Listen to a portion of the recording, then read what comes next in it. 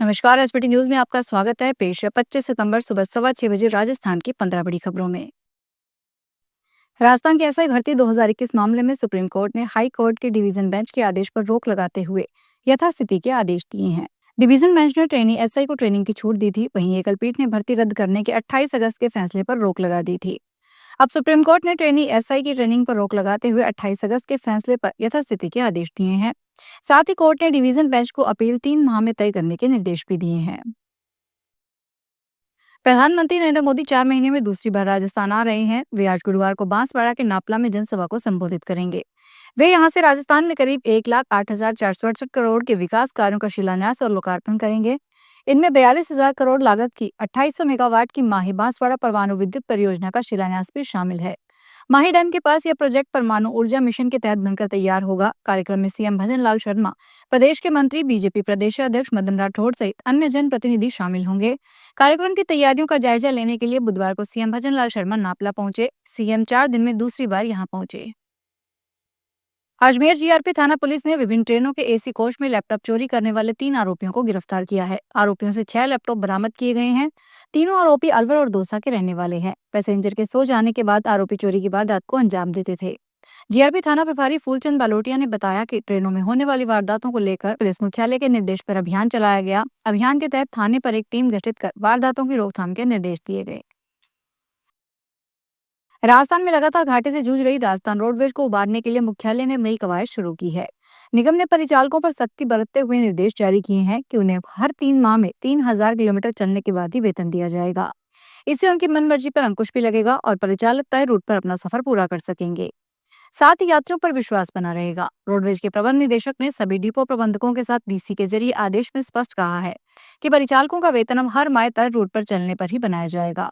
ऐसे में प्रदेश के सभी डिपो में परिचालकों को महीने में कम से कम 3,000 किलोमीटर निर्धारित रूट पर बस चलाना अनिवार्य किया गया है। इससे कम किलोमीटर चलने पर वेतन नहीं बनेगा। प्रयागराज के गेस्ट हाउस में 25 युवकों को बंधक बनाया गया। कमरे में बंद करके सभी से मारपीट की गई। झूठा मुकदमा दर्ज करवाने और जान से मारने की धमकी दी। फिर सभी ने 26-26 हजार रुपए वसूल लिए। सभी युवक राजस्थान के रहने वाले हैं। सरकारी नौकरी का झांसा देकर इन लोगों को प्रयागराज बुलाया गया। बताया गया कि यहाँ इंटरव्यू होगा। डेटा फीडिंग विभाग में संविदा पर नौकरी मिल जाएगी। इसके बाद परमानेंट कर दिया जाएगा। लेकिन यहाँ सभी को बंधक बना लिया गया। बंधक बने युवक गोपीचंद्र ने किसी तरह 112 पर कॉल करके सूचना दी। इसके बाद किसी तरह नंबर लेकर नैनी थाने में कॉल की। शिकायत पर पुलिस ने एडीए कॉलोनी के आशीर्वाद गेस्ट हाउस पर छापा मारा। भरतपुर सीएमएचओ को मीटिंग में फोन चलाता देख सांसद संजना जाटव भड़क गई। इस पर उन्होंने सीएमएचओ को वहां से बाहर जाने को कह दिया। दरअसल बुधवार को भरतपुर कलेक्टर सभागार में दिशा की बैठक आयोजित की गई थी। मीटिंग में सीएमएचओ गौरव कपूर भी थे, जो फोन चला रहे थे। मीटिंग में फोन चलाता देख सांसद संजना जाटव ने कहा, आप वैसे तो किसी का फोन नहीं उठाते, अब आप मीटिंग में फोन चला रहे हैं। अगर मीटिंग में नहीं बैठना तो जा सकते हो। राजस्थान में बांध और तालाबों पर अवैध तरीके से मछली के शिकार को रोकने के लिए राज्य सरकार ने जुर्माना कई गुना बढ़ाते हुए 25,000 रुपए तक कर दिया है। इसके साथ ही सजा का प्रावधान भी और कड़ा कर दिया है। भीलवाड़ा जिले में संशोधित राजस्थान मत्स्य विधेयक को प्रभावी तरीके से लागू करने के लिए मत्स्य विभाग ने मशक्कत शुरू कर दी है। राजस्थान मत्स्य क्षेत्र विधेयक 2025 विधानसभा के मानसून सत्र में पारित किया गया है। वोटर लिस्ट से नाम हटाने जोड़ने के लिए अब ई वेरिफिकेशन जरूरी होगा। इसके लिए चुनाव आयोग ने अपने पोर्टल और ऐप पर एक नया ई साइन फीचर शुरू किया है। मीडिया रिपोर्ट के अनुसार वोटर लिस्ट में नाम जोड़ने, हटाने या उस पर आपत्ति दर्ज करवाने के लिए आवेदक के रजिस्टर्ड मोबाइल नंबर पर वन टाइम पासवर्ड भेजा जाएगा। इससे सुनिश्चित होगा कि आवेदन करने वाला वही व्यक्ति है जिसका नाम और नंबर मोबाइल इस्तेमाल किया गया है। ये मीडिया रिपोर्ट्स के मुताबिक 23 सितंबर से पहले ई वेरिफिकेशन जरूरी नहीं था। एक अधिकारी ने बताया कि पहले कई बार ऐसा हुआ है कि किसी और का नाम या मोबाइल नंबर देकर फॉर्म भरे जाते थे। नई सुविधा इस तरह के दुरुपयोग को रोकने में मदद करेगी। चूरू के रतनगढ़ स्थित उप जेल का डीआईजी राकेश मोहन शर्मा ने बुधवार को अचानक निरीक्षण किया। जेल स्टाफ ने उनका गार्ड ऑफ ऑनर के साथ स्वागत किया। निरीक्षण के दौरान डीआईजी शर्मा ने जेल में बंद 48 बंदियों से मुलाकात की। उन्होंने बंदियों की समस्याएं सुनी। निरीक्षण में जेल परिसर में कोई विशेष अव्यवस्था या कमी नहीं पाई गई। कोटा शहर पुलिस ने विशेष अभियान के तहत बड़ी कार्रवाई करते हुए 384 कीमती मोबाइल फोन बरामद किए हैं। इन मोबाइल की अनुमानित कीमत करीब 80 लाख रुपए आंकी गई है। सिटी एसपी तेजस्विनी गौतम ने जानकारी दी कि लंबे समय से कोचिंग छात्रों और आमजन के गुम हुए मोबाइल्स की तलाश के लिए विशेष अभियान चलाया गया। Kota city additional SP Dilip Singh के सुपरविजन में साइबर सेल और थाना स्तर पर अलग अलग टीमें गठित की गई। राजस्थान पुलिस ने डीवाईएसपी स्तर के 2 अधिकारियों का ट्रांसफर किया है। इनमें कर्ण सिंह को अब सीकर साइबर क्राइम में डीवाईएसपी के पद पर लगाया गया है। कर्ण सिंह इससे पहले हनुमानगढ़ जिले में संगरिया सीओ पद की जिम्मेदारी संभाल रहे थे। वहीं दूसरे प्रभुलाल कुमावत को साइबर क्राइम में डीवाईएसपी डूंगरपुर लाया गया है। पहले ये सीओ घंगरार जिला चित्तौड़गढ़ में पोस्टेड थे। जोधपुर के जयनारायण व्यास विश्वविद्यालय में सिंडिकेट की बैठक से पहले अखिल भारतीय विद्यार्थी परिषद के कार्यकर्ताओं ने हंगामा किया।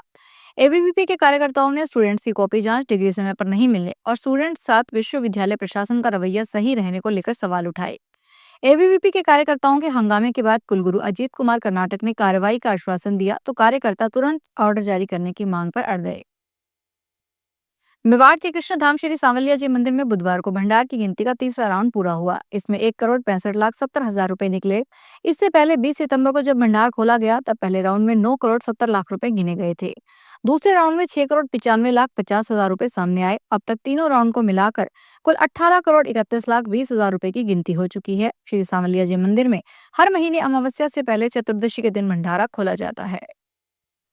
झुंझुनू में पिछले 10 दिनों से वकीलों और पुलिसकर्मियों के बीच चला आ रहा विवाद आखिरकार बुधवार को समाप्त हो गया। जिला अभिभाषक संस्था के बैनर तले चले इस आंदोलन ने जिले भर की अदालतों को ठप कर दिया। लेकिन अब पुलिस अधीक्षक ब्रजेश ज्योति उपाध्याय के हस्तक्षेप और मांगे मानने के बाद वकीलों ने धरना प्रदर्शन खत्म करने का फैसला किया।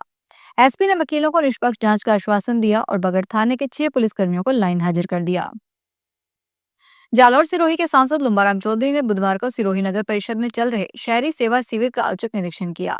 शिविर में कई अव्यवस्थाएं पाई गई। सांसद ने एलएनटी, रूडी, पीडब्ल्यूडी और पीएचडी के अधिकारियों को आमजन की समस्याओं का शीघ्र समाधान करने के निर्देश दिए। चौधरी ने कलेक्टर अल्पा चौधरी से फोन पर बात कर शिविर की समस्याओं के समाधान के लिए कहा। उन्होंने सभी विभागों के अधिकारियों से कार्य प्रगति की जानकारी ली। शिविर में प्रधानमंत्री स्वनिधि योजना के लाभार्थियों को कार्ड वितरित किए गए।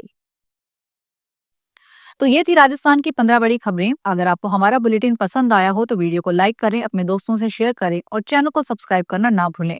फिर मिलेंगे नई खबरों के साथ। धन्यवाद।